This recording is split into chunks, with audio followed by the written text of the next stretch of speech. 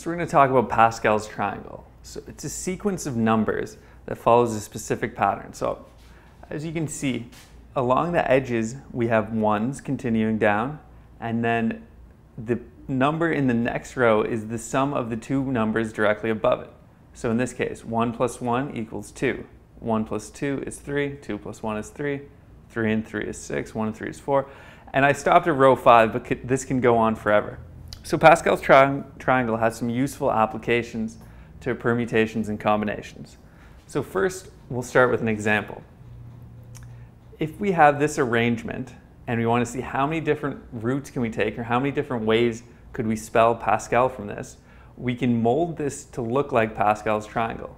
So we put the ones along the edges, and then we start filling in the numbers. So 1 and 1 is 2, 1 and 2 is 3, etc. And then we go all the way to the bottom, and we can see that we can spell Pascal 10 ways or 10 ways, which means we have a total of 20 ways to spell it. So you can do this in a variety of situations, as long as you adapt Pascal's triangle to what you're looking for.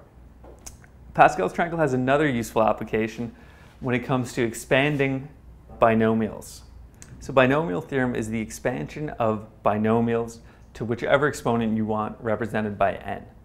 So n, we use Pascal's triangle to represent n. It represents the coefficients of the terms in the expanded binomial. So as an example, say we have a plus b to the exponent 4. We go to Pascal's triangle, and the coefficient of the terms will correspond to the ones from Pascal's triangle. So they're going to be 1, 4, 6, 4, and 1. Now when we do binomial expansion, once we get the coefficients, it's pretty simple to do. We just follow the same pattern. So you start with a and b, a receiving the full exponent 4 and b having 0. And then as you continue along, the pattern shifts. A decreases by 1, b increases by 1. And it continues like that until you're at your final term where a has 0, so we don't even need to write it, and b has all of them.